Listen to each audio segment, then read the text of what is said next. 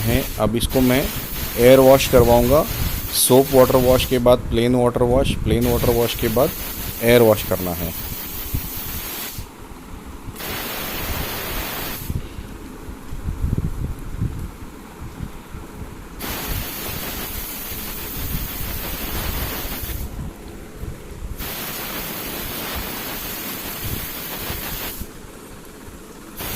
हाथ से कंट्रोल रखना है, आपको पूरा प्रेशर से क्लीन नहीं करना है। और थोड़ा अगर पानी रह भी जाता है तो कुछ प्रॉब्लम नहीं है, या तो आपको नेचुरल ड्राई करना है तो वो भी अच्छी बात है, लेकिन सीज़न के हिसाब से रेनी सीज़न में तो वो बाहर होने नहीं वाला है। विंटर में काफ़ी टाइम लगता है, इसके लिए बहुत कड़ी धूप चाहिए। कड़ी धूप में भी आप रख नहीं सकते क्योंकि इसका स्पंज का जो क्वालिटी है वो चेंज हो सकता है, ब्रिटलनेस आ सकता है। इसके लिए इसको धूप चाहिए, मतलब कैसे डायरेक्ट नहीं देना है, बट उसको बहुत टाइम जाता है। तो हम गाड़ी तो उतना टाइम में मतलब इतना टाइम रख नहीं सकते, डिलीवरीज रहते हैं। तो एयर वॉश करनी है, एयर वॉश से सबसे सिंपल ये, और कुछ आइडिया है नहीं। बस इतना ही है कि ज़्यादा प्रेशर से एयर आप उसको देना नहीं है।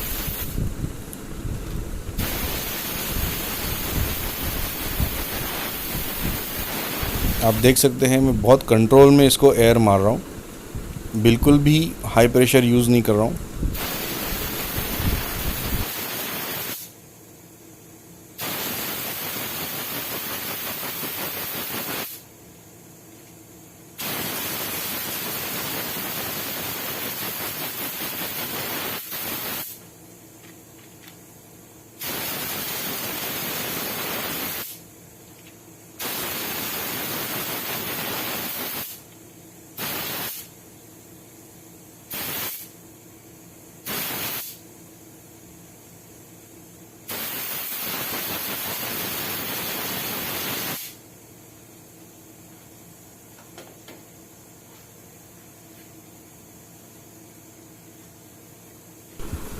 दोनों स्पंज क्लियर होने के बाद इसका वक्त आता है असेंबली का। जो कोर्स है ये फ़िल्टर में, ये जाली का काम जो है, मतलब मेटल का जो जाली दिया है, ये कोर्स का काम करता है। इसी के लिए ये गाड़ी में दोनों स्पंज जो है, एक तो थोड़े से डेंसिटी में सेम दिखेंगे लेकिन अलग अलग है, और कोर्स का काम जो है वो जाली करता है, यानी कि बड़ा मट्टी जो है या मटेरियल जो है वो पास होना नहीं चाहिए। एयर जो है वो सेंटर से अंदर जाती है और बाहर निकलती है साइडवेज से।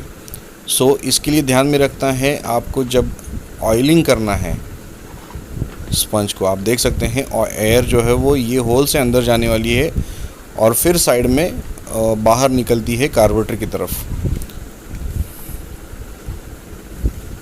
तो ऑयलिंग जो है वो अंदर वाले फ़िल्टर को करना है, बाहर वाले फ़िल्टर को करने की ज़रूरत नहीं है। ये बाहर का फ़िल्टर जो बड़ा है, जो लेफ़्ट हैंड में है मेरे, वो छोटा फ़िल्टर है, वो अंदर का फ़िल्टर है। तो ऑयलिंग जो है वो हम छोटे फ़िल्टर को करेंगे, लेकिन उसको भी एक डायरेक्शन में, मतलब उसका भी एक फेस है, उसी को यूज़ करना है, दूसरे फेस को यूज़ नहीं करना है। तो मैं स्पंज को पहले उल्टा करूँगा, क्योंकि अंदर डस्ट जब आती है तो उसको चिपकना बहुत ज़रूरी है। अगर आप गलत फेस पे ऑयलिंग करेंगे तो वो डस्ट जो है वो चिपकेगी नहीं, यानी कि स्टिक नहीं होने वाली है। तो मैंने उल्टा किया था, आपने देखा। उल्टा जो किया था वो उसी सरफेस पे मैंने ऑयल जो है वो अप्लाई कर रहा हूँ, ताकि डस्ट जो है वो इंटरनल सरफेस पे चिपक जाए। थोड़ा सा इक्वल करूँगा स्क्वीज करके, लेकिन ज़्यादा नहीं, और फिर वापस स्पंज को सीधा करना है। अंदर एयर जाएगी, डस्ट अंदर पकड़ लेगी, उसके बाद प्योर एयर जो है फ़िल्टर होके कार्बोरेटर को सप्लाई हो जाएगी। इसको वापस इंसर्ट करना है दूसरे बाहर वाले स्पंज पे। डेंसिटी काफ़ी अलग है दोनों की, बहुत आपको ध्यान से देखना पड़ेगा, तभी आपको समझेगा। इसके बाद फ़िल्टर के बॉडी में इसको जस्ट इंसर्ट करना है और फिर उसका कवर लगा देना है।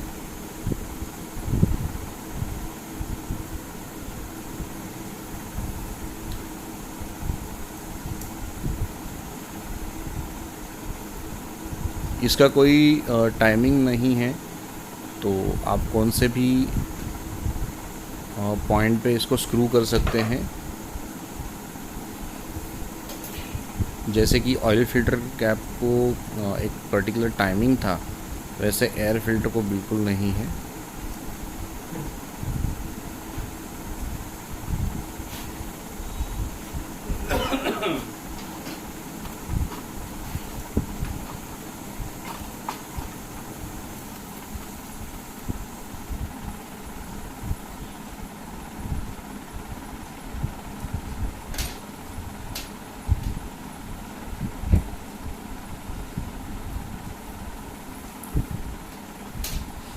अब इसको फिटिंग करना है। इसको 4 स्क्रूज दिए हुए हैं और चारों स्क्रूज, यानी कि जैसे कि मैंने कहा, इसको कोई टाइमिंग नहीं है,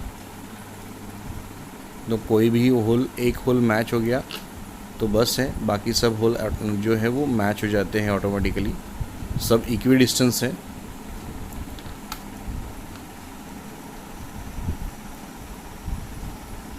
यहाँ पे आपका इम्पोर्टेंट काम हो जाता है एयर फिल्टर क्लीनिंग का।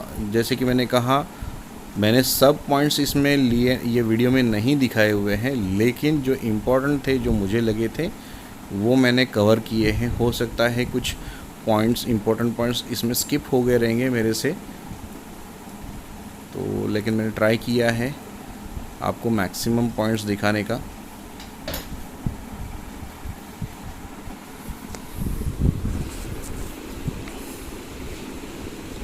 अब इसको हमें फिटिंग करना है इसके पैनल को, लेकिन इसमें थोड़ी एक दिक्कत है, तो वो भी हम रेक्टिफाई कर लेंगे। M6 का इसमें टैप है स्टैंडर्ड साइज़, तो इसको हमें रीथ्रेड करना है। जस्ट क्लीन कर रहा हूँ मैं, हेलिकॉइल मारने की ज़रूरत नहीं है। अगर आपके इसमें ख़राब हो गया रहेगा थ्रेडिंग, तो आप उसमें हेलिकॉइल मार सकते हैं।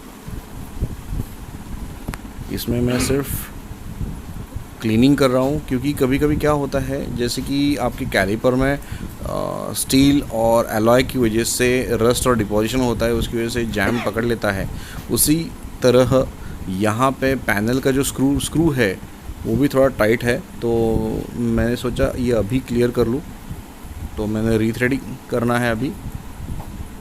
आपके पास अगर टैप रहेगा तो अच्छी बात है, नहीं तो आप आपके मशीनिस्ट से करवा के ले सकते हैं। टैप लगाते समय हमेशा क्लॉकवाइज, काउंटर क्लॉकवाइज यूज़ करना है, बिल्कुल भी एक ही डायरेक्शन में यूज़ नहीं करना है, और उसको कोल्ड कंडीशन में ही रखना है, ठंडा होना रहना चाहिए। उसको अच्छे से लुब्रिकेट रखना चाहिए ताकि टैप टूटे नहीं और थ्रेडिंग फास्ट हो जाए। रेसिप्रोकेटिंग वे ही करना है इसको, बिल्कुल भी एक ही डायरेक्शन में घुमाना नहीं है, नहीं तो टैप टूट जा सकता है आपका। अगर आपको यह नहीं आता है तो बेस्ट यही है कि आप आपके मशीनिस्ट से ये काम करवा के लेना। लेकिन बातें इम्पॉर्टेंट है इसमें कि ये सब चीज़ें आपको, छोटी छोटी जो चीज़ें हैं वो ध्यान में रखना बहुत ज़रूरी है।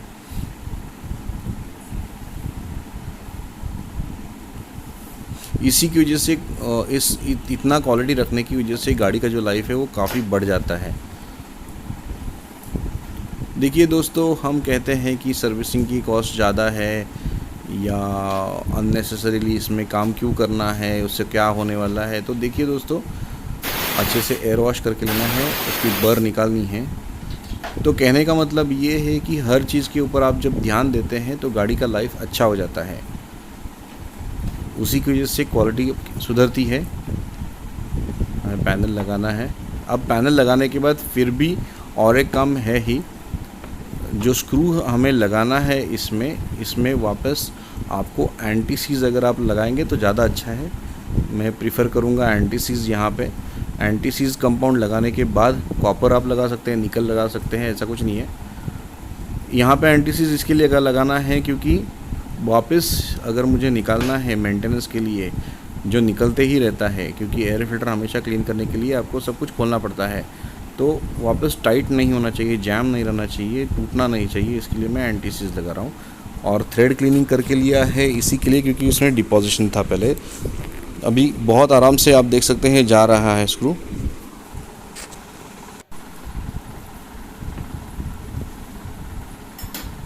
इसके बाद इसका नेक्स्ट मेंटेनेंस में ये देखूंगा कि इसका कोई रबर का पाइप टूटा तो नहीं है, जो मुझे दिखाई दिया था।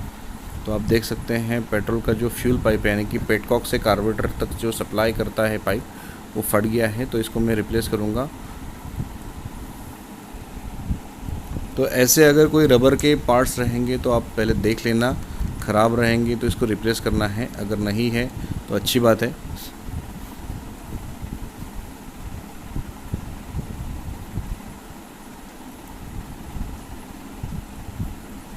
ये सब चीज़ों को ध्यान देना बहुत ज़रूरी होता है, उसी की वजह से गाड़ी की लाइफ जो है वो बढ़ जाती है। अगर जुगाड़ काम करते हैं तो फिर इसका लाइफ भी ख़राब हो जाता है।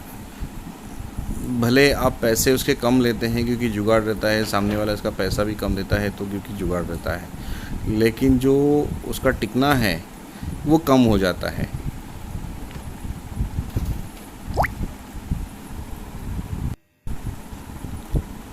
नया फ्यूल पाइप आपको लगाना है।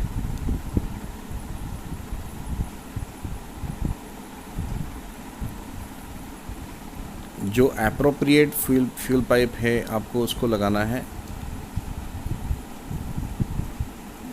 यानी कि डायमीटर के हिसाब से।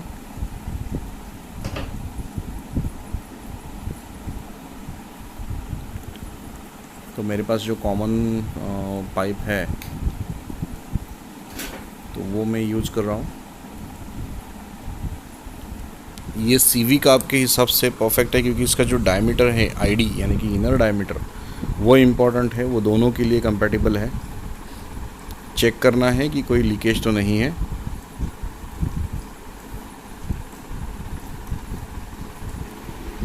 अब इसका नेक्स्ट इम्पॉर्टेंट पॉइंट ये है कि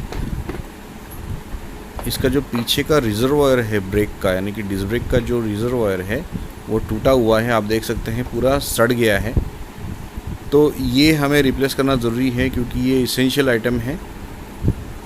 ब्रेक्स बहुत इंपॉर्टेंट रहते हैं। तो मैंने कुछ, मेरे पास स्पेयर्स थे तो उसमें मैंने चेंजेस करवाए, क्योंकि ये मुझे बॉटल जो है वो सेपरेट नहीं मिली, वो पूरे मास्टर सिलेंडर के साथ मिल रही थी। तो मैंने दूसरे कंपनी का यानी कि बजाज का जो रिजर्वायर है उसको मैंने इस गाड़ी में फ़िट किया है। तो मेरे पास फॉर्चुनेटली कुछ अरेंजमेंट्स थे जिसमें मैंने उसको इशू को जो है वो सॉल्व किया है।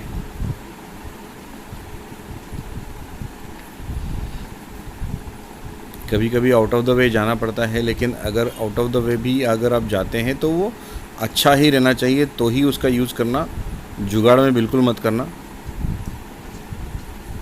क्योंकि उससे काफ़ी सारी तकलीफ़ें जो है वो बढ़ सकती है।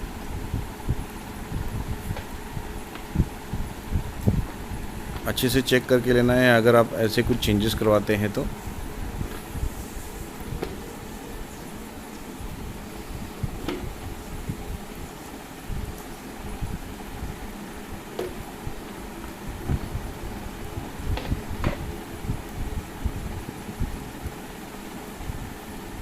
ये सब चीज़ें बहुत मायने रखती हैं, क्योंकि आपकी नज़र उतनी तेज़ होनी चाहिए कि इसमें क्या प्रॉब्लम्स है और इसको रेक्टिफिकेशन करना ज़रूरी है। कौन से प्रॉब्लम्स आपको तकलीफ़ दे सकते हैं रास्ते पे, ये भी बहुत इम्पोर्टेंट है, क्योंकि काफ़ी सारी चीज़ें इसके ऊपर डिपेंड करती है। काफ़ी सारे पॉइंट्स हमारे हाथ से मिस भी होते हैं, लेकिन टाइम टू टाइम उसके ऊपर रेक्टिफिकेशन करना बहुत ज़रूरी है। बहुत सारे पॉइंट्स रहते हैं रिपेयरिंग में। तो जैसे कि मैंने पहले इंट्रोडक्शन के टाइम पे ही कहा था कि हर ब्रांड का सर्विस करने का या हर सीरीज़ का सर्विस करने का तरीका अलग हो सकता है उसके कंस्ट्रक्शंस के हिसाब से।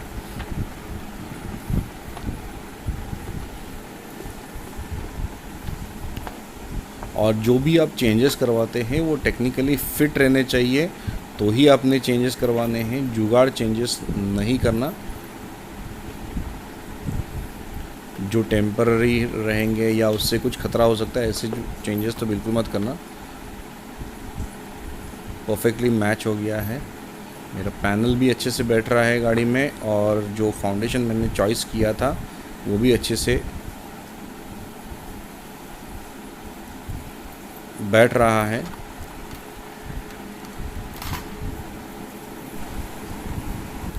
अब इसका फाइनल फिटिंग करेंगे।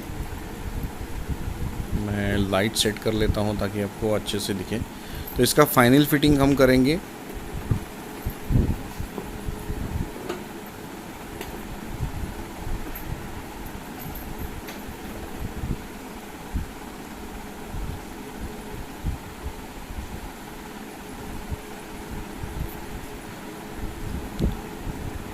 मैंने एलन बोल्ट सेलेक्ट किया है, और इसके बुशेस और इसके वॉशर्स, ये बहुत फॉर्चुनेटली मेरे पास मटेरियल था करके ये मैं रिकवर फास्ट किया। मैं इसको एंटी सीज लगाऊंगा क्योंकि ये पॉइंट कभी यूज़ हुआ नहीं है चासी का, तो हो सकता है कि मैं फ़र्स्ट टाइम यूज़ कर रहा हूँ तो वो रस्ट की वजह से उसको पकड़ ले।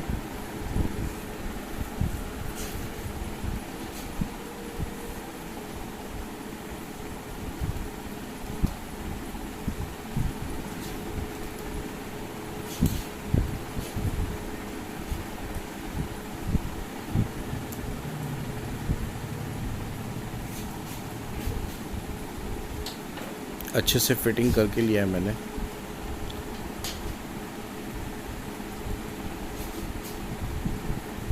काफ़ी सारी चीज़ें हम हमेशा कहते हैं चल रहा है तो चलने दो, लेकिन देखिए दोस्तों, कुछ चीज़ें ऐसी रहती है जो मेंटेनेंस के लिए भी तकलीफ़ दे सकती है।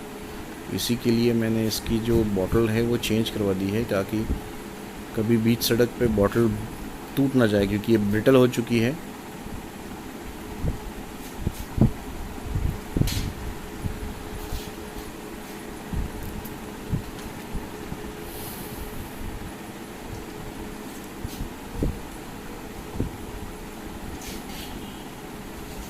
बाद में इसको हमें रिप्लेस भी करना है, यानी कि ब्रेक फ्लूइड को।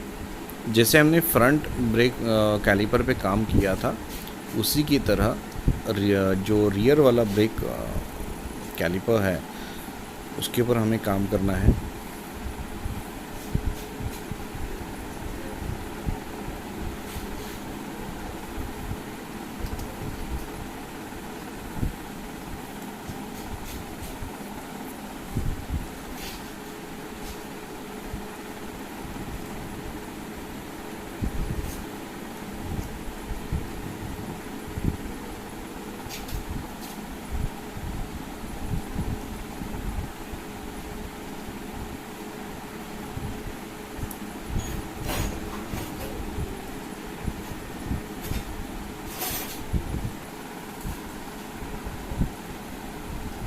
इसके सारे फिटिंग्स परफेक्ट करने हैं। पहले हम बॉटल फिट कर लेते हैं। इसको मैंने लॉक नट यूज़ किया है, नाइलॉक नट, ताकि वाइब्रेशंस की वजह से ये बोल्ट जो है बॉटल का वो ना निकले। अभी ये बॉटल बाहर आ चुकी है, तो हो सकता है ढीला होने की वजह से गिर जाएगी, तो इसके लिए मैंने लॉक नट यूज़ किया है ताकि ढीला ना हो जाए, और हो भी गया तो भी पूरा वो बॉटल जो है वो किसी चीज़ के बीच में ना आए, ना कि चक्के और स्विंग आर्म के बीच में। अब हम इसका पाइप जो है वो चेंज करेंगे, पाइप और बॉटल। परफेक्ट नीट फिटिंग हुआ है।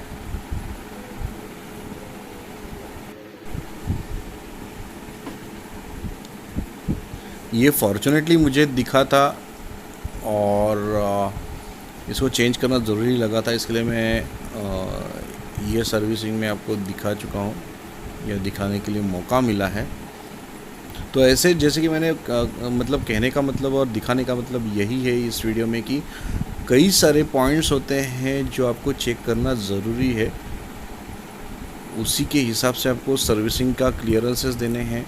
बहुत सारे पॉइंट्स रहते हैं, ऐसे नहीं है कि जस्ट आपको ऑयल चेंज करना है, या एयर फिल्टर या ऑयल फिल्टर नया डालना है, या क्लीन करके रख डालना है और वॉश करना है। तो भले आप टेक्नीशियन हो या DIY हो, ये सब चीज़ों का ध्यान रखना बहुत ज़रूरी है, तभी लाइफ जो है वो अच्छी बढ़ जाती है। ऑफ कोर्स अगर आप टेक्नीशियन हो तो आपके क्लाइंट के ऊपर वो रहता है कि कितना उसके ऊपर एक्सपेंसेस करने हैं ये गाड़ी के ऊपर।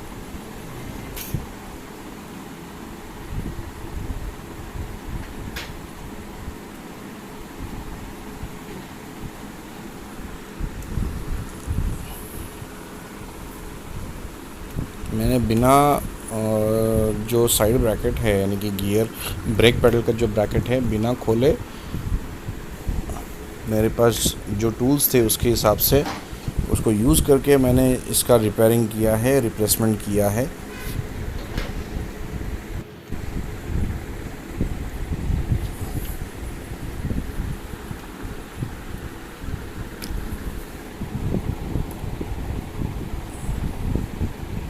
इसको 2 क्लिप्स दिए हुए हैं बॉटम में और बॉटल के साइड में, यानी कि बॉटल के एंड पे और नीचे मास्टर सिलेंडर के एंड पे। तो 2 क्लिप्स है, तो उसको क्लिप्स को मैं ऑफ कोर्स यूज़ करने वाला हूँ जब मैं नया पाइप उसको लगाऊंगा। थोड़ी जगह जरी जो है वो उधर छोटी है तो इसकी वजह से थोड़ी दिक्कत आती है,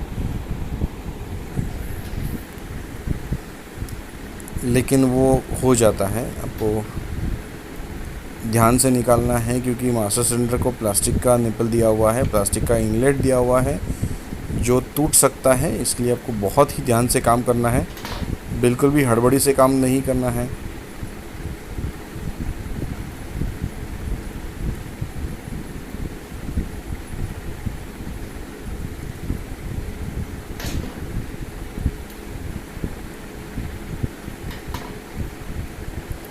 जैसे कि मैंने कहा काफ़ी जगह जो है वो कोज़ी एरिया है, बहुत ही अंदर है, डीप में है, तो काम करने के लिए थोड़ा सा तकलीफ़ हो सकती है आपको। अगर आपको लगता है कि आपको ऐसे नहीं कर सकते काम तो बेस्ट वे ये है कि ब्रैकेट जो है वो आप निकाल सकते हैं। ब्रैकेट निकाल के आपको बहुत सिंपल हो जाएगा काम।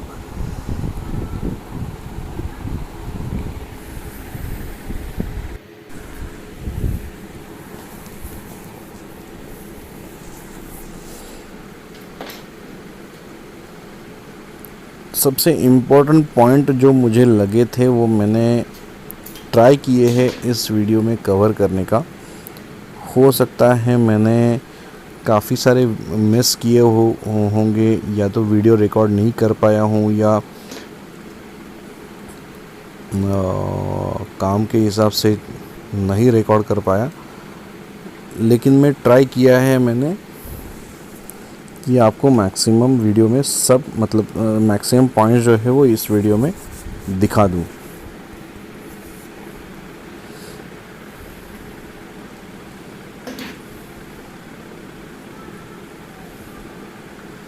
ये छोटे छोटे पुर्जे जो रहते हैं ये बहुत मायने रखते हैं, हर एक पुर्जे का अलग अलग लाइफ होता है, तो ऐसा ना समझना कि ये 30-40 साल जो है वो टिकेंगे। तो जैसे जैसे इसका लाइफ कम होते जाता है उसको इमीडिएटली रिप्लेस करना बहुत ज़रूरी है। कभी कभी हमारी गलती की वजह से ही स्पेयर पार्ट ख़राब हो जाता है, डैमेज हो जाता है, और फिर हम वैसे ही गाड़ी चलाते हैं। तो ध्यान में रखना दोस्तों, ये बहुत इम्पोर्टेंट है।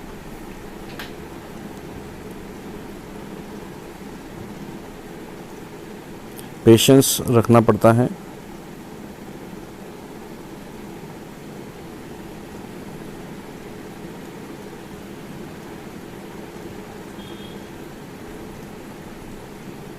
इसका जो पाइप का डायमीटर है वो थोड़ा सा अलग है, बट बैठ जाएगा। अगर आपने अच्छे से फिटिंग किया, अच्छे से ट्रीट किया तो आराम से बैठ जाएगा।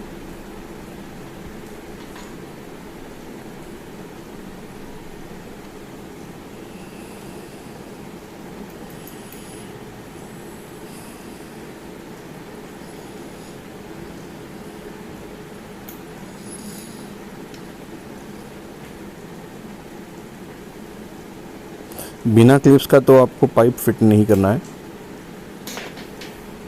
क्योंकि हो सकता है कि गाड़ी चलाते समय वो अगर पॉप आउट हो गया यानी कि निकल गया मेन सिलेंडर से, मास्टर सिलेंडर से, तो बहुत बड़ा हादसा हो सकता है। तो हर चीज़ को चेक करके ही आगे बढ़ना है, बिल्कुल काम आधे में नहीं छोड़ना है। क्योंकि ये आप ब्रेक के ऊपर काम कर रहे हैं। ब्रेक के ऊपर काम करते समय काफ़ी अलर्ट रहना ज़रूरी है, क्योंकि वही गाड़ी का कंट्रोल है। देखिए दोस्तों, बहुत सिंपल सी बात है। गाड़ी चलाना बहुत सिंपल है, लेकिन कंट्रोल करना सबसे मुश्किल वाला बात होता है। इसी के लिए एक्सीडेंट्स होते हैं। कंट्रोल बहुत मुश्किल रहता है।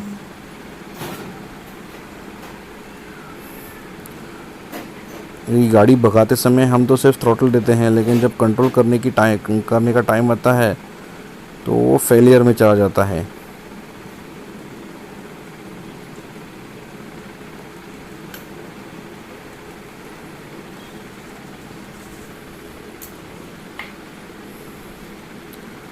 डोनेशंस के लिए डिस्क्रिप्शन में मैंने लिंक दी हुई है, आपको जितना चाहिए डोनेशंस दे सकते हैं। चैनल को हम और बढ़ाना चाहते हैं, काफ़ी सारे इक्विपमेंट्स मैं आपको दिखा सकता हूँ। अच्छे से फिटिंग होने के बाद फिर आपको फाइनलाइज करना है, और पहली बात तो चेक करके लेना है कि वो फिटिंग हुआ है या नहीं हुआ है। और ध्यान रखना, बिल्कुल भी ऑयल लगाना नहीं है, यहाँ पे ऑयल का काम नहीं है। तीसरी बात, ब्रेक फ्लूइड आता है, ब्रेक ऑयल कभी नहीं आता है। ब्रेक ऑयल आता था, लेकिन कन्वेंशनल टाइप में सबसे पहले जब ऑटोमोबाइल इंडस्ट्री चालू हुई उस टाइम पे ब्रेक ऑयल आता था, लेकिन उसके बाद ब्रेक फ्लूइड आने लगा, क्योंकि ब्रेक ऑयल में एक्चुअली ऑयल का जो परसेंटेज था वो ज़्यादा था, और रादर मैं कह सकता हूँ कि उसमें ऑयल था। लेकिन अभी जो ब्रेक फ्लूइड आता है उसमें ऑयल नहीं है, तो उसमें ज़्यादातर एसिड कंटेंट रहता है और वाटर सॉल्युबल रहता है। तो ब्रेक फ्लूइड और ब्रेक ऑयल में बहुत सारा डिफरेंस है। अच्छे से फिटिंग होने के बाद आपको, मतलब ये जो रिजर्वायर का जो पाइप है, जो सप्लाई पाइप आता है सिलेंडर के लिए, उसको अच्छे से फिट करना है। चेक करना है कि उसका क्लैंपिंग जो है वो अच्छा हुआ है या नहीं है। सबसे इम्पोर्टेंट बात यही है कि जब आप बाइक का सर्विसिंग करते हैं तो उसके ब्रेक्स अच्छे रहने चाहिए, क्लच अच्छा रहना चाहिए, थ्रॉटल जो है वो अच्छा रहना चाहिए, और फ्यूल सप्लाई और एयर, तो ये सब चीज़ें बहुत इंपॉर्टेंट है। ब्रेक में तो सबसे इम्पोर्टेंट बात यही होती है कि उसका सर्विस जो है, यानी कि कैलिपर ग्रीसिंग, ब्रेक फ्लूइड की लेवल और ब्रेक पैड्स की जो कंडीशंस है वो परफेक्ट रहनी चाहिए। अगर वो उसमें कुछ भी अनइवन आपको अगर महसूस होता है तो उसको रिपेयर या रिप्लेस करना ज़रूरी है। चेन सेटिंग जो है वो बहुत इंपॉर्टेंट है। चेन स्लैकनेस आपको चेंज करना है, चेक करना है लूज टाइट है क्या, या उसका सेटिंग गलत तो नहीं है ना, अलाइनमेंट गलत तो नहीं है ना, ये आपको चेक करना बहुत ज़रूरी है। कुछ बाइक्स जो है अभी के न्यू जनरेशन, कह सकता हूँ कि सभी बाइक्स जो है या टू व्हीलर्स कोई भी आती जो है वो ज़्यादातर करके बैटरी डिपेंडेंट व्हीकल है। इसके लिए बैटरी का मेंटेनेंस बहुत अच्छा रहना ज़रूरी है, अदरवाइज़ आपका गाड़ी जो है वो रोड पे खड़ा हो सकता है। पहले जैसे एसी सिस्टम अभी नहीं आता है, ज़्यादातर डीसी सिस्टम्स में आ गया है गाड़ी। तो बैटरी के ऊपर आपको ध्यान देना बहुत ज़रूरी है।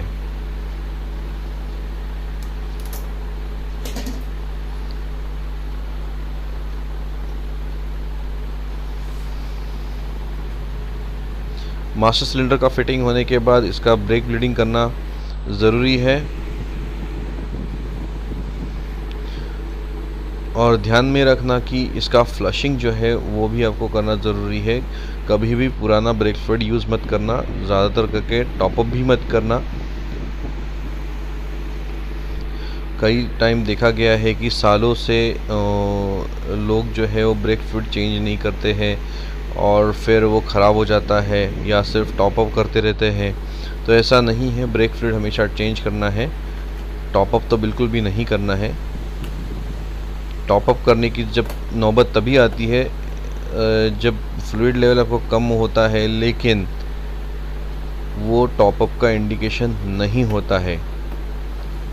ध्यान में रखना, टॉपअप एक्चुअली कभी करना ही नहीं है, उसको सिर्फ ब्रेक पैड्स का वो इंडिकेशन है कि लेवल कम हो गया है।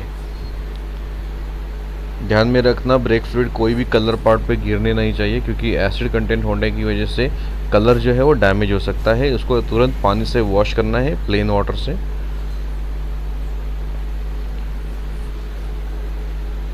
ब्रेक ब्लीड करना मत भूलना, अच्छे से ब्रेक ब्लीड होना चाहिए। बिल्कुल भी एयर का जो आप देख सकते हैं मैंने पानी से इसको थोड़ा वॉश करके लिया है, ताकि जो भी एसिड यानी कि जो ब्रेक फ्लूइड है वो अगर गिरा रहेगा कहीं पे भी तो वो डाइल्यूट हो जाएगा। ये छोटी छोटी चीज़ें रहती है लेकिन बहुत इम्पोर्टेंट रहती है और काफ़ी मायने रखती है रिपेयरिंग में। गाड़ी का जो लाइफ है ओवरऑल तो इसी चीज़ों की वजह से बढ़ता है।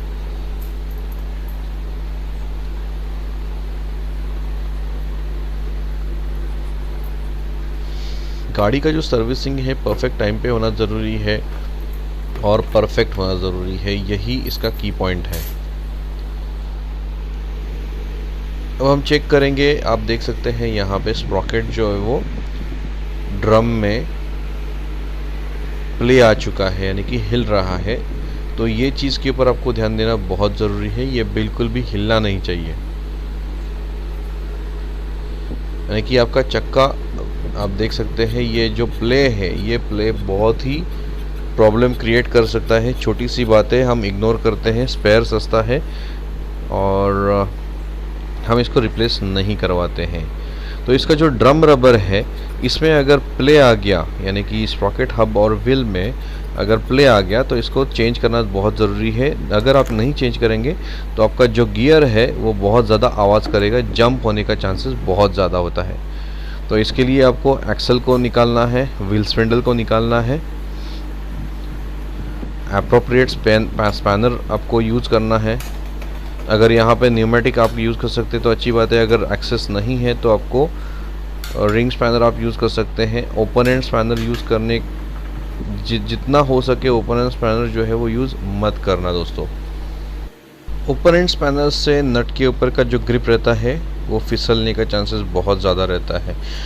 अब इसमें मैंने ये देखा है कि जो स्पिंडल है वो काफ़ी जैम है, इसके लिए मैं स्लाइडिंग हैमर का यूज़ करने वाला हूँ स्पिंडल ओपन करने के लिए, जिससे काफ़ी आसानी से मैं इसको स्पिंडल को जो है या एक्सल को जो है व्हील एक्सल को निकाल सकता हूँ।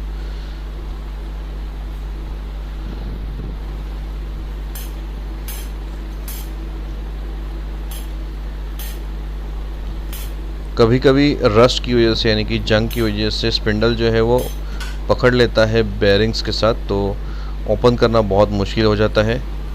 स्लाइडिंग हैमर जैसा टूल जो है वो काफ़ी उपयुक्त मतलब यानी कि फ़ायदेमंद रहता है। अब इसका जो कैलिपर है वो डिसमाउंट करना है। बहुत ही सिंपल है इसका कैलिपर डिसमाउंटिंग। इसको एक ध्यान में रखना डिस्टेंस पीस है। व्हील को डिसलोकेट करना है हब से, स्प्रॉकेट हब से।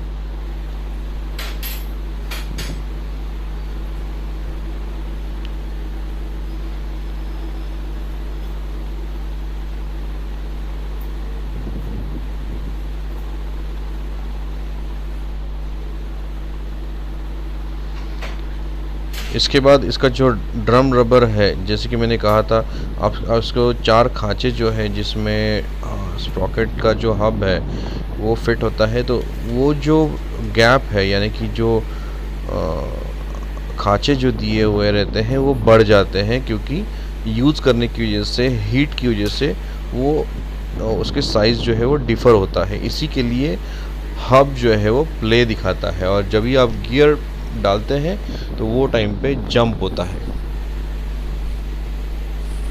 इसको रिप्लेस करना है।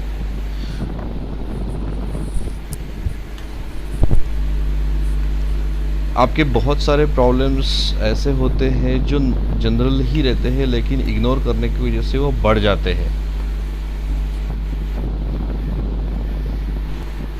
ये छोटे छोटे चेक पॉइंट्स रहते हैं लेकिन बहुत ही इम्पोर्टेंट रहते हैं।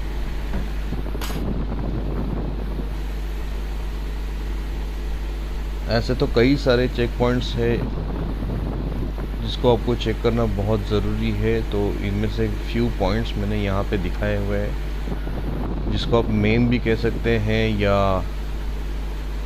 जनरल भी कह सकते हैं। अच्छे से फिट करना है ड्रम रबर को हब में, और फिर व्हील को वापस फिटिंग करके लेना है। लेकिन इसके साथ कैलिपर का जो ग्रीसिंग है वो होना बहुत ज़रूरी है। दोस्तों ध्यान में रखना, हर एक ग्रीस का या हर एक कंपाउंड का या हर एक केमिकल का एक यूज़ है। आपको जो सपोज़ आपको फॉर एग्ज़ाम्पल यहाँ पे मैंने स्पार्क प्लग के लिए special dielectric grease use किया है, तो वाइट कलर है इसका मतलब ये नहीं होता है कि इसको आपने पेट्रोलियम जेली वगैरह यूज़ करना है उसकी जगह। तो हर एक चीज़ का एक यूसेज है, कंपाउंड का एक मतलब है।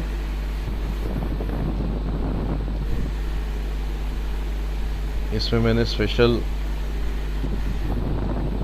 ग्रीस अप्लाई किया हुआ है जो स्पिंडल को आराम से आप मतलब इंसर्ट कर सकते हैं, निकाल भी सकते हैं। नेक्स्ट मेंटेनेंस के टाइम आपको इसका तकलीफ़ नहीं होना चाहिए निकालते समय। वुडन स्पैचुला से या वुडन पट्टी से या वुडन डंडी से ही आपको अप्लाई करना है।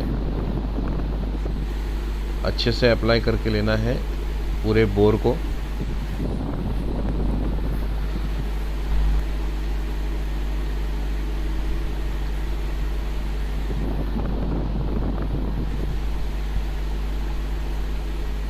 व्हील का यानी कि बेयरिंग बोर का ग्रीसिंग होने के बाद स्प्रॉकेट हब का जो हाफ एक्सल है उसको भी ग्रीसिंग करके लेना है। डिस्टेंस पे इसको ग्रीसिंग करके लेना है। कैलिपर के फाउंडेशन को ग्रीसिंग करके लेना है। जिन जिन चीज़ों से एक्सल गुजरने वाला है, जिन होल्स से एक्सल गुजरने वाला है, उन सभी बोर्स को ग्रीस करके लेना बहुत ज़रूरी है। और अप्लाई करते समय इवनली और प्रॉपर क्वांटिटी में अप्लाई करना है, ओवर क्वांटिटी यूज़ नहीं करना है।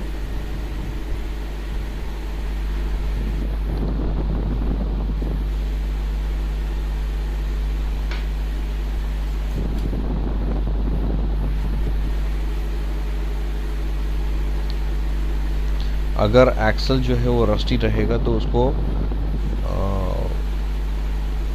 पेपर का जो फ्लाईव्हील आता है वो ग्राइंडिंग व्हील से ग्राइंडिंग मशीन पे लगा के उसको क्लीन करके लेना है, ताकि एक्सल का जो इंसर्शन या माउंटिंग जो रहेगा वो अच्छे से स्मूथ फिटिंग होना चाहिए। इसमें दो बातें होती है कि आपका क्वालिटी वर्क रहता है, और सेकंड टाइम जब आपको एक्सल निकालना रहता है तो आप इजीली निकाल सकते हैं। और ये चीज़ हमेशा करनी है, ऐसे नहीं है कि साल में एक बार आपने किया है तो हो गया। तो जब भी आप एक्सल निकालेंगे इसको ग्रीसिंग करना ज़रूरी है।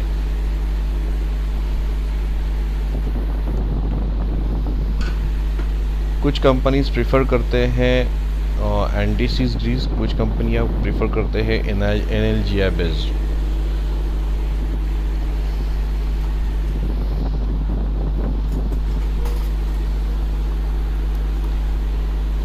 व्हील को फिट करके लेना है पहली बात तो।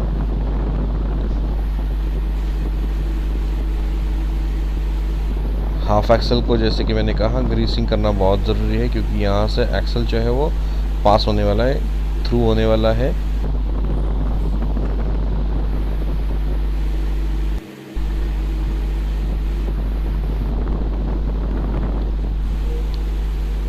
इसमें पेशेंस रखना बहुत ज़रूरी है कि काम जो है वो उससे परफेक्ट हो जाता है। अगर आप घाई गड़बड़ी में काम करेंगे और गाड़ी का डिलीवरी आपको अगर 1 घंटे में करना है तो काम अच्छे से कभी नहीं होगा।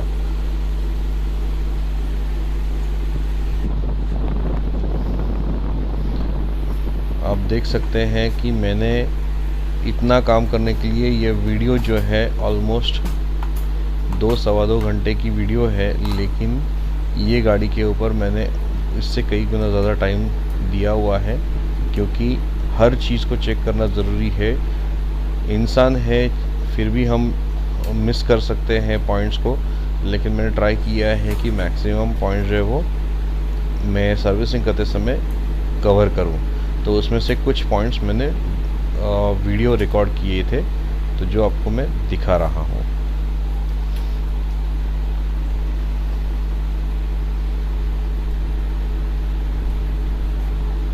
इसके बाद आपको, जैसे कि मैंने कहा, आपका एक बार ग्रीसिंग हो गया तो फिर आपको जो माउंटिंग है, कैलिपर माउंटिंग जो है वो करना है डिस्क के ऊपर और स्पिंडल के ऊपर।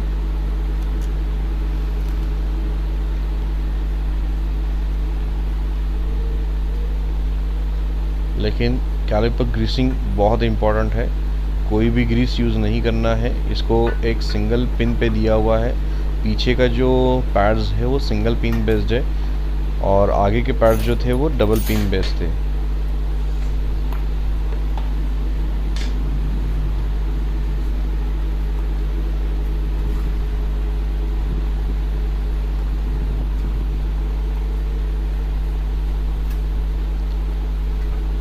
इसको एलन की लगेगी या आप एलन सॉकेट यूज़ कर सकते हैं।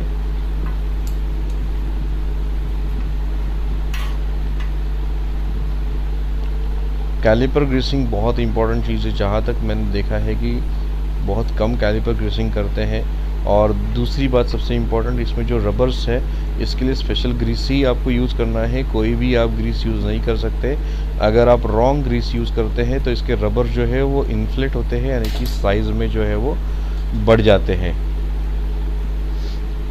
और वो ख़राब हो जाते हैं। इसके लिए कैलिपर कंपैटिबल ग्रीस जो रहते हैं वो आपको ख़रीदने हैं, कोई भी ग्रीस आपको यूज़ नहीं करना है। कैलिपर ग्रीस करने की ज़रूरत क्यों पड़ती है? क्योंकि ये फ्लोटिंग कैलिपर्स रहते हैं, तो जो पिंस है वो रस्ट होने के चांसेस रहता है, ऊपर से जो एलॉय है उसको डिपोजिशन पकड़ने का चांसेस रहता है।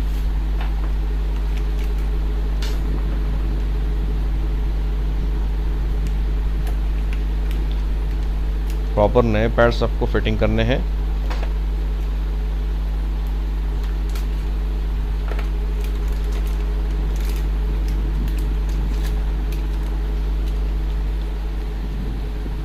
पैड्स फिटिंग करने से पहले ग्रीसिंग करके लेना है, लेकिन ग्रीसिंग करने से पहले जो पिस्टन रहता है यानी कि पॉट रहता है उसको वापस अंदर ढकेलना बहुत ज़रूरी है। उसके सिवा आपके जो ब्रेक पैड्स है वो फिट नहीं होने वाले। आप देख सकते हैं पॉट जो है वो स्लाइटली बाहर है।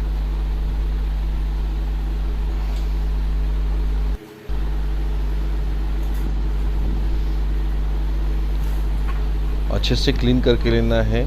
अगर एक्सेसिव कुछ ग्रीस रहेगा या अनवांटेड ग्रीस रहेगा तो उसको क्लीन करके लेना बहुत ज़रूरी है। आप देख सकते हैं ये डिफ्लेट हो गया है जो रबर जो है, क्योंकि इसमें रॉन्ग ग्रीस यूज़ किया था। कैलिपर ग्रीस अलग रहते हैं, उसके ग्रेड्स अलग रहते हैं, रबर कंपैटिबल रहते हैं। पहले तो हम पॉट को जो है, पिस्टन पॉट को जो है वो कंप्रेस करके लेने वाले हैं। अगर आपके पास ये टूल नहीं है तो आप ख़रीद सकते हैं। अगर आपको ख़रीदना नहीं है तो इसकी जगह आप सी क्लैंप यूज़ कर सकते हैं, लेकिन कैलिपर ख़राब ना हो उसके हिसाब से आपको सी क्लैंप को बिठाना है या यूज़ करना है। अभी यहाँ पे क्या होने वाला है कि जैसे ही मैंने टॉप अप किया है ऐसे समझ लेना, जैसे मैं पिस्टन अंदर दबाऊंगा तो ब्रेक फ्लूइड जो है वो ऊपर आ जाएगा। तो इसी के लिए कभी भी टॉप अप नहीं करना है।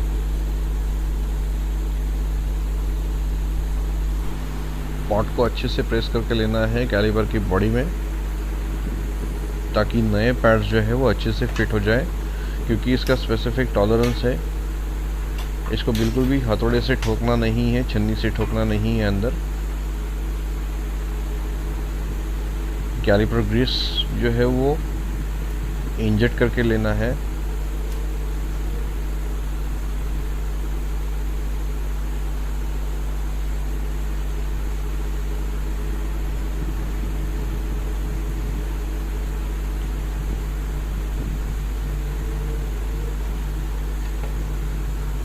इससे कैलिपर जो है वो आराम से स्मूथली, जो उसके मूवमेंट्स होते हैं जब आप ब्रेक अप्लाई करते हैं तो कैलिपर जो है वो आराम से मूवमेंट करता है पिंस के ऊपर, स्मूथली मूवमेंट करता है, जिससे ब्रेकिंग एफिशिएंसी जो है वो बढ़ जाती है। सो ध्यान में रखना दोस्तों, बहुत इम्पोर्टेंट चीज़ है और इसको ज़्यादातर करके इग्नोर किया जाता है या मालूम नहीं रहता है, जिसकी वजह से ये जैम हो जाता है या पकड़ लेता है, और फिर जब ऐसा एक वक्त आता है जो आप इसमें रिपेयरिंग नहीं कर सकते, रिप्लेसमेंट करना पड़ता है, तो इसी की वजह से इसकी लाइफ जो है वो ख़राब हो जाती है या कम हो जाती है।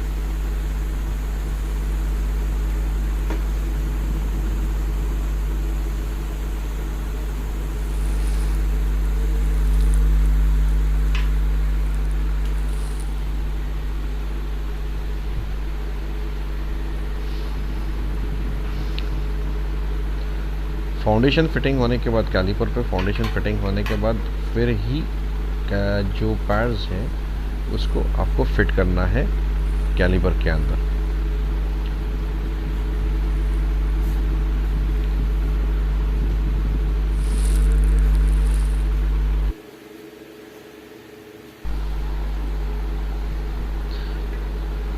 इसके बाद इसके पैड्स जो है वो इंसर्ट करने हैं। इसको लॉकिंग नॉच दिया हुआ है जो फ्रंट एंड में होता है, जो कैलिपर के फाउंडेशन में जाएगा, जो फ्लोटिंग फाउंडेशन में जाता है। और कैलिपर पिन लगानी है, एंटी-सीज लगाना मत भूलना, क्योंकि ये बहुत बार देखा गया है कि ये इसमें रस्ट की वजह से जैम हो जाता है, अटक जाता है। निकालने के लिए बहुत बड़ी मुश्किल हो जाती है, कभी कभी इसको ड्रिल मार के खोलना पड़ता है। तो मेंटेनेंस आपका ऐसे रहना चाहिए जो नेक्स्ट में जब आप काम करते हैं, रिपेयरिंग करते हैं, तो वो टाइम पे ये आराम से खुलना चाहिए। इसको सेफ्टी ज़रूर दिया हुआ है, जो इसके ऊपर जो एक कैप आती है स्लॉटेड कैप, वो आपको इसको फिट करनी है, ताकि अगर पिन ढीली भी हो जाती है तो जो कैप है वो उसको अंदर ही पकड़ के रखे या दबा के रखे।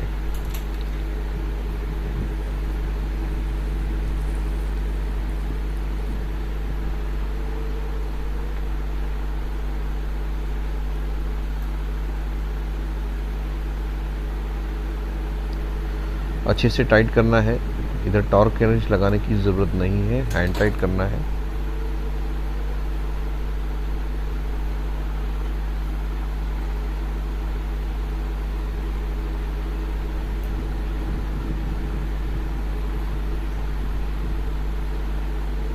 और ध्यान में रखना जो पैड्स में गैप है वो इम्पोर्टेंट है, क्योंकि डिस्क के थिकनेस जितनी इसमें गैप रहनी ज़रूरी है।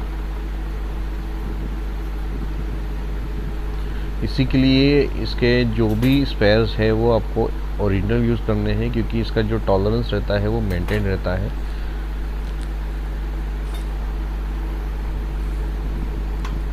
लोकल पैड्स नहीं डालने हैं, ब्रांडेड पैड्स डालने हैं।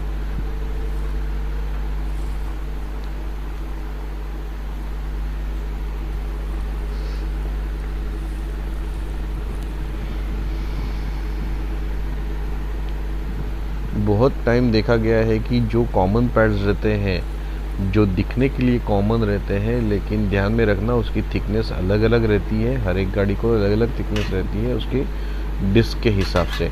तो ऐसे होता है कि हम जैसे कि फॉर एग्जांपल अगर ये पैड्स बजाज में बैठते हैं तो हम बजाज में भी लगवाएंगे, तो ऐसे नहीं है, क्योंकि पैड का थिकनेस जो है और डिस्क का थिकनेस है वो एक दूसरे के ऊपर डिपेंडेंट है। तो अगर पतले पैड्स आप अगर थिक या ज़्यादा थिन जो डिस्क में डालेंगे तो उतना ही पॉट का जो डिफरेंस है, या पॉट जो है या तो ज़्यादा बाहर आएगा या तो बाहर ही नहीं आएगा, जिसकी वजह से टाइट भी हो सकता है ब्रेक्स। इसके लिए ध्यान में रखना, ज़्यादातर करके ओरिजिनल आप जितना स्पेस या ब्रांडेड स्पेस यूज़ करेंगे उससे आपका क्वालिटी जो है वो मेंटेन रहेगा।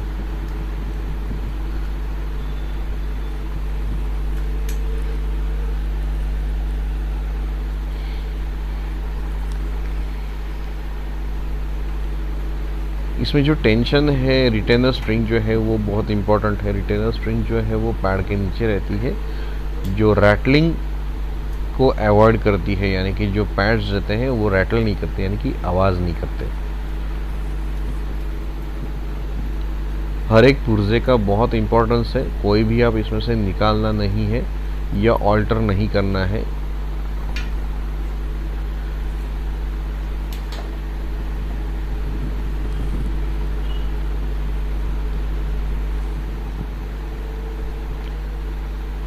जैसे हमने व्हील को और हाफ एक्सल को ग्रीसिंग किया था, उसी हिसाब से कैलिपर को भी ग्रीसिंग करके लेना है ताकि जो स्पिंडल है या एक्सल है व्हील का वो स्मूथली इसमें फिटिंग हो जाए।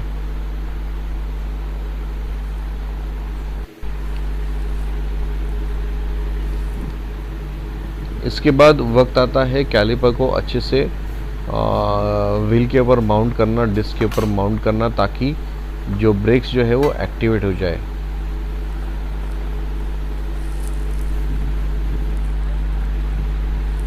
डिस्क ब्रेक जो है वो एफिशिएंसी में, परफॉर्मेंस में बहुत ही अच्छे रहते हैं, और ड्रम मतलब कन्वेंशनल ड्रम के अगर आप कंपेयर करेंगे तो, और मेंटेनेंस में भी ये बहुत ही ज़्यादा सिंपल रहता है और सस्ता भी पड़ता है।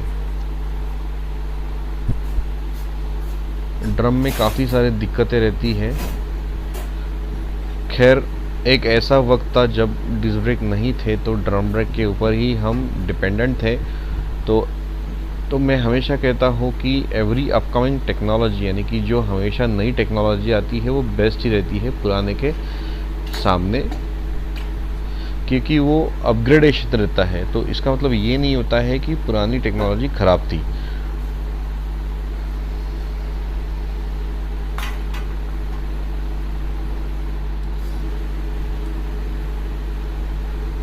इसके अलाइनर्स जो रहते हैं उसको भी ग्रीसिंग करना ज़रूरी है, ताकि जो व्हील एक्सल है वो अच्छे से फिट हो जाए, स्मूथ फिटिंग हो जाए।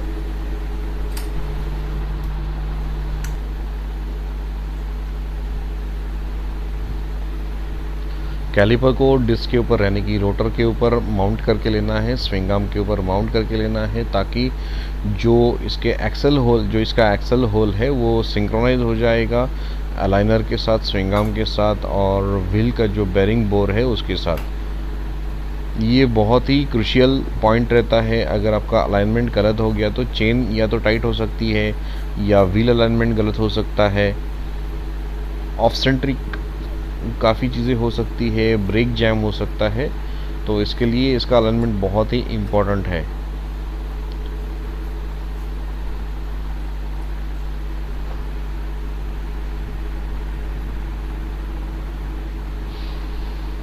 डिस्क ब्रेक काफ़ी सारी गाड़ियों में होता है, लेकिन हर एक ब्रांड का, हर एक कंपनी का फिटमेंट का जो स्टाइल रहता है वो अलग अलग होता है।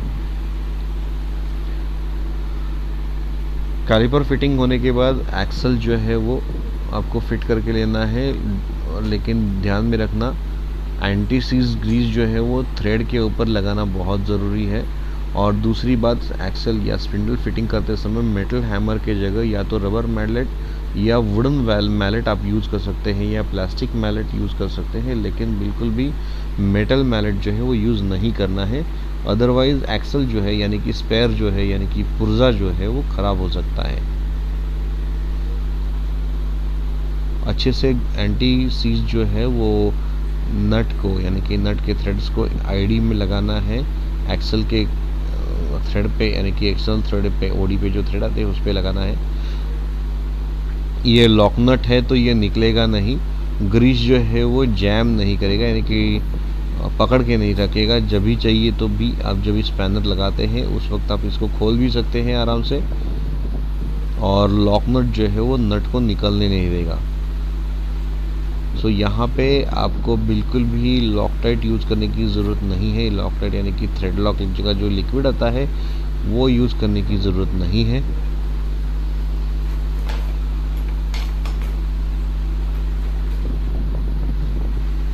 बॉक्स टाइप या राउंड टाइप जो स्विंग आर्म्स में, बेसिकली स्विंग आर्म्स का डिमेंशंस चेंज होता रहता है, इसकी वजह से काफ़ी सारी दिक्कतें आती है।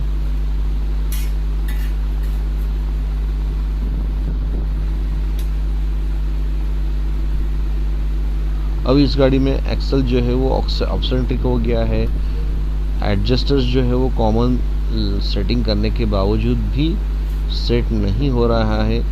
इसका मतलब स्विंग आर्म में इसके फॉल्ट, डिफॉर्मेशन जो है वो आ चुका है। स्विंग आर्म डिफॉर्मेशन, ये जो चीज़ है ये कभी कभी गलत तरीके से जब आप एक्सल बिठाते हैं तो वो टाइम पे भी हो सकता है, या यूसेज के हिसाब से भी हो सकता है। या कभी कभी हम पुर्जे जो स्पेयर्स रहते हैं वो भूल जाते हैं और एक्सेल टाइट करने का ट्राई करते हैं, जिसमें स्विंग आर्म जो है वो डैमेज होने का चांसेस रहता है। और दूसरी बात, इसका जो लाइफ है, इसको एक पर्टिकुलर लाइफ है, इसके बाद आपने इसको रिप्लेस ही करना है। आप देखना है कि आपको इसको अलाइन करना है, तो चेन को जो है वो अलाइन करना है, स्पिंडल को अलाइन करना है। ये काफ़ी सारा प्रोसीजर कॉमन है बहुत सारे बाइक्स में।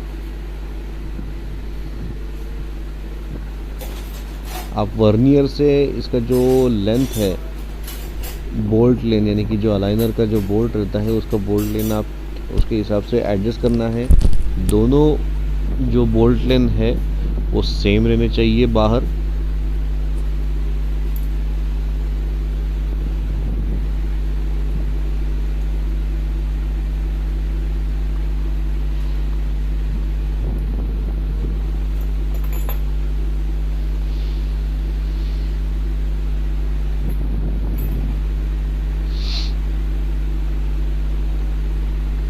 अलाइनर को प्रॉपरली पहले लेफ्ट हैंड से आपको सिंक्रोनाइज करना है। लेफ्ट हैंड से आपको इसका डिमेंशंस लेके फिर राइट को सेट करना है।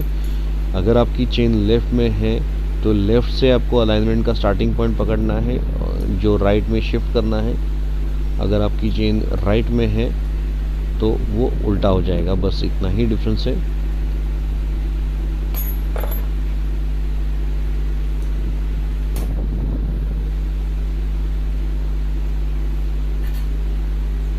करेक्ट।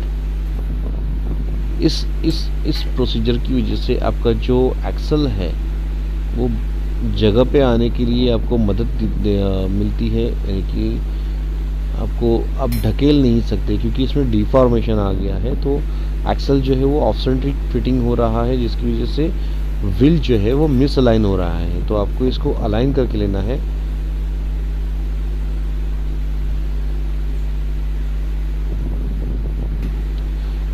ये चीज़ बहुत इंपॉर्टेंट है क्योंकि डिफॉर्मेशन होने के बाद आप वैसे के वैसा ही एक्सल टाइट करवा देते हैं, जिसकी वजह से टायर जो है वो अनइवन घिसने का चांसेस रहता है। ब्रेक्स जो है वो फेल हो सकते हैं या चेन स्प्रॉकेट में से आवाज़ आ सकती है। तो ये बहुत इम्पोर्टेंट है। यहाँ पे आपको टॉर्क देना ज़रूरी है अगर वहाँ पे जगह है तो, अदरवाइज़ आप हैंड टॉर्क दे सकते हैं।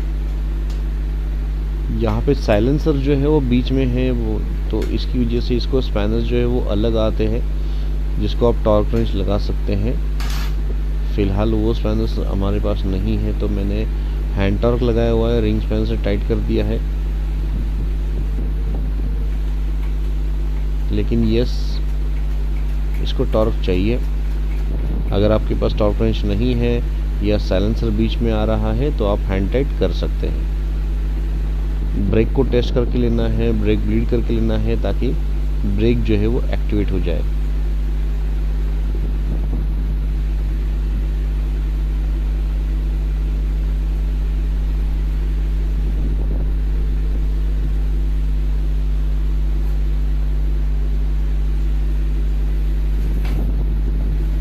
अगर आपके पास ब्रेक ब्लीडर है तो अच्छी बात है। अगर ब्रेक ब्लीडर नहीं है तो इसके लिए आप व्हीकल का वैक्यूम पोर्ट जो है वो यूज़ कर सकते हैं। इसके बारे में मैंने ऑलरेडी वीडियो जो है वो शेयर किया हुआ है। अगर आपके पास एक्सट्रैक्टर नहीं है तो आपको ब्रेक ब्लीड कैसे करना है मैंने दिखा दिया है ऑलरेडी। जितना हो सके उसको उतना बिना पंपिंग का आपने ब्रेक ब्लीड करना है। पंपिंग में मास्टर सिलेंडर ख़राब होने का चांसेस बढ़ जाता है। अगर आप ब्रेक ब्लीडर यूज़ करेंगे तो आपकी क्वालिटी जो है वो बढ़ जाती है। और दूसरी बात, स्पेयर्स जो है वो डैमेज नहीं होते हैं, ओवर पंपिंग करने की ज़रूरत नहीं पड़ती है और इससे बहुत ज़्यादा फास्ट काम हो जाता है।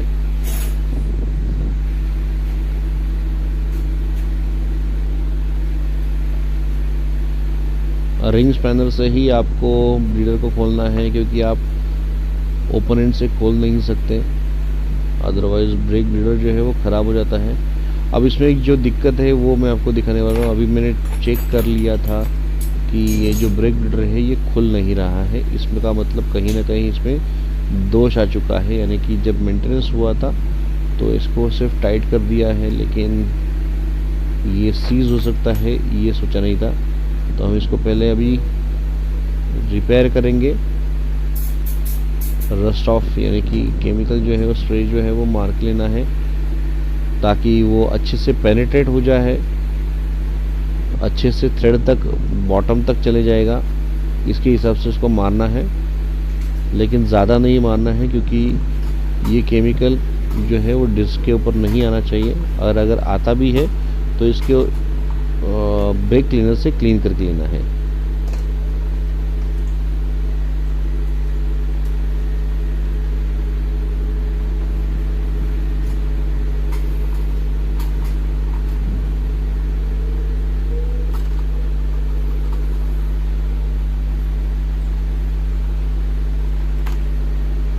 मैं कैमरा सेट कर लेता हूँ ताकि आपको अच्छे से दिखे कि ब्रेक ब्रीडिंग कैसे करनी है, लेकिन उसके पहले इसका जो रिपेयरिंग है वो देखना पड़ेगा।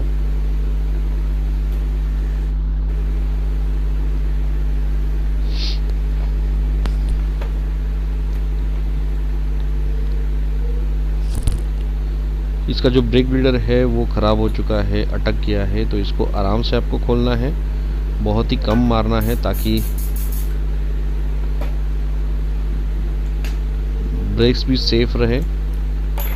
ये ब्रीडर जो है वो बाइक पे ही आपको रखना है, यानी कि कैलिपर पे रख के ही जब ये फिटिंग किया हुआ रहेगा तभी खोलना है।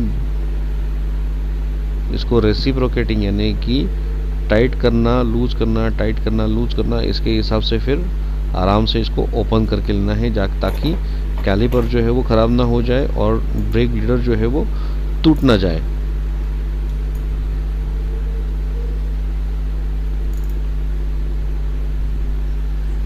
सो ये बहुत इम्पॉर्टेंट टिप्स रहते हैं, छोटे पॉइंट्स रहते हैं, लेकिन इसकी अहमियत काफ़ी है, इसको भूलना नहीं है।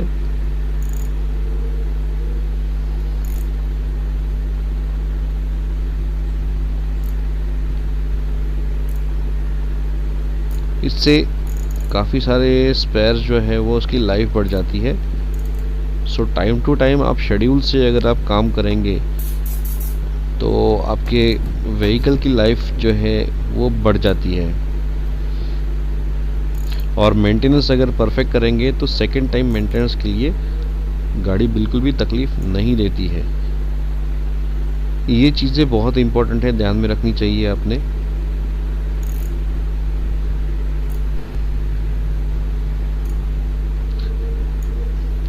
टाइट करना है, लूज करना है, केमिकल अप्लाई करना है एंटी रस्ट, ताकि अगर वो पकड़ के रखा रहेगा कोई किसी चीज़ की वजह से, डिपोजिशन या रस्ट की वजह से, तो वो आराम से निकल सकता है।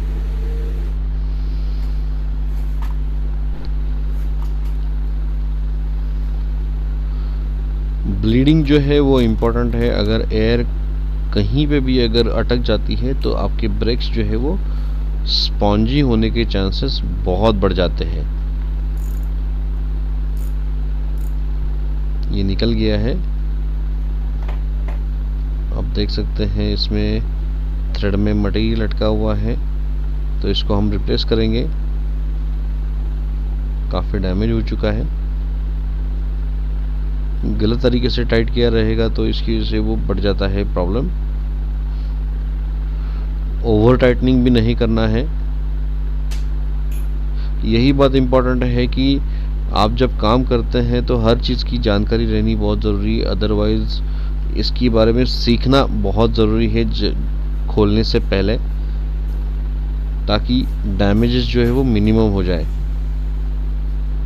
या ना हो।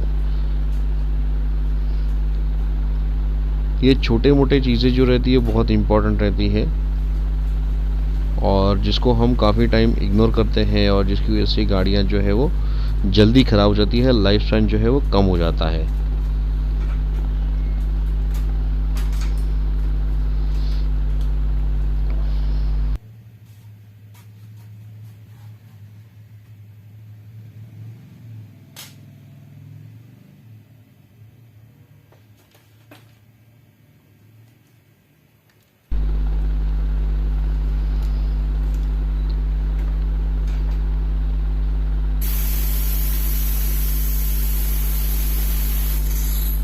अब इसके बाद ब्लीडर लगाना है, यानी कि ब्रेक फ्लूइड एक्सट्रैक्टर लगाना है नया ब्लीडर के साथ। नया ब्लीडिंग निपल इसको फिट करेंगे हम, क्योंकि पुराने वाले में जंग पकड़ा हुआ था, कुछ मटेरियल लटका था, तो जिसकी वजह से हम ब्लीड नहीं कर पा रहे थे, तो इसको रिप्लेस करना बहुत ज़रूरी है।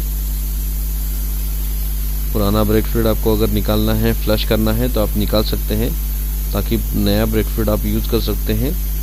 ब्रेक फ्लूइड की लाइफ है वो ज़्यादा नहीं है, 3000 के ऊपर इसका ब्रेक फ्लूइड नहीं चलेगा, क्योंकि हम काफ़ी टाइम ब्रेक्स जो है बहुत यूज़ करते हैं।